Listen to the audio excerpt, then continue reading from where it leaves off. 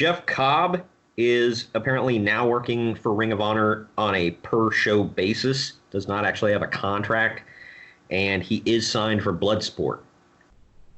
So the question is, I mean, I have friends who, I mean, they're just WWE fans, so their answer is, well, he's going to WWE.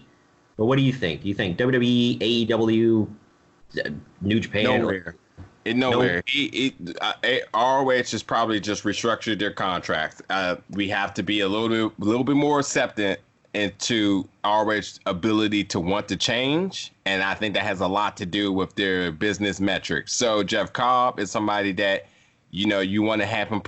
Obviously, you say he's working Bloodsport, so hey, have him work on an appearance basis, but allow him work the Indies. I think that whole recipe works right now. Contracts are cool, but some people's lifestyles don't really, allow for that. And I'll talk about it a little bit with NXT UK brand. You got some of these people who has traveled all over the world, very young, very adventurous, such as Toni Storm.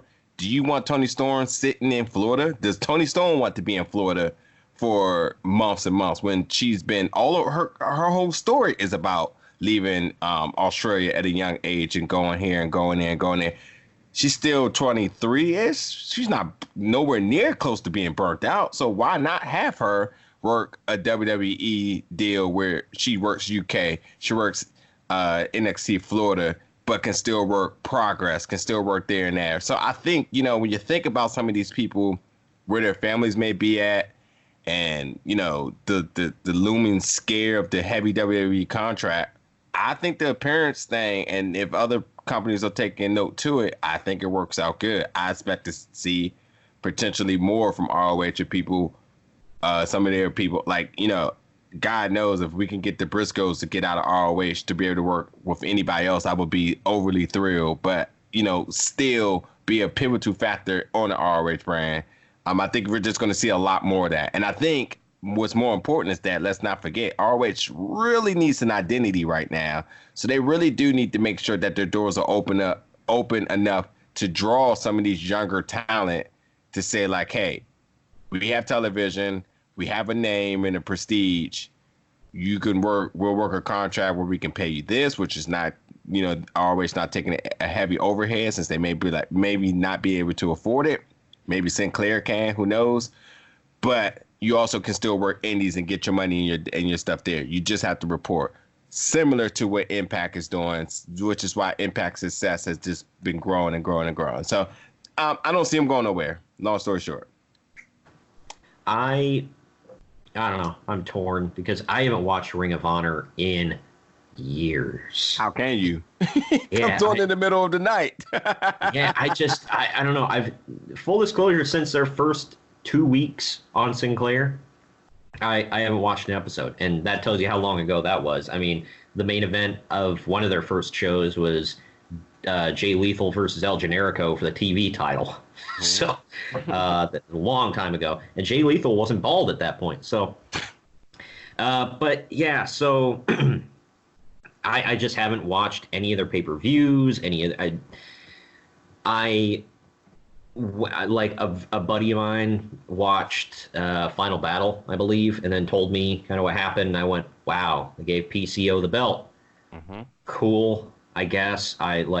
Why? It just, I don't know. I don't get the whole PCO thing. I'm a huge Roosh fan, so I just thought that was dumb, but... Timing is it. PCO first signed to ROH was a good move. Very, very popular and hot. Regardless of age, the dude has redefined himself like no other and has been a common name out of everyone's mouth. So I agree with the signing. I agree with how they let him actually work. The championship, I like that too, just not now. But we'll see. I'm not going to count him out. He's been very creative. For his age, he's working social media just like the Bucks, if you ask me, or even better, because he's not so offended when something doesn't quite live up to the fans' expectations. But, he'll be fine. But the big thing I want everyone to know, everyone slanders Vince McMahon in his old age. Let's not forget who's running ROH. There's an old guy up there, too, that's calling these same really predictable old school shots. So this PCO thing seems to be his niche, but we'll see what happens in the future. Yeah, it's worth keeping an eye on. I'm not counting Ring of Honor out. And for those that, like, I'm not one of the, I see so many people, it's like, they said the same thing about Impact, years ago. It sucks. It needs to just cancel it, shut it down, close the doors. I'm like, I don't enjoy the product, but why? Like, it's a place for people to work. Not everybody needs to be signed to a WWE contract or an AEW contract. Not everybody wants to go to Japan. Ring of Honor and Impact, though they're not my cup of tea, I don't enjoy their product, haven't for years.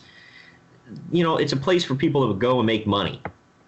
That's like, McDonald's and Burger King are the two big burger joints. Everybody else just needs to shut their doors because, they're not going to compete. Like, so what? It's more options, but...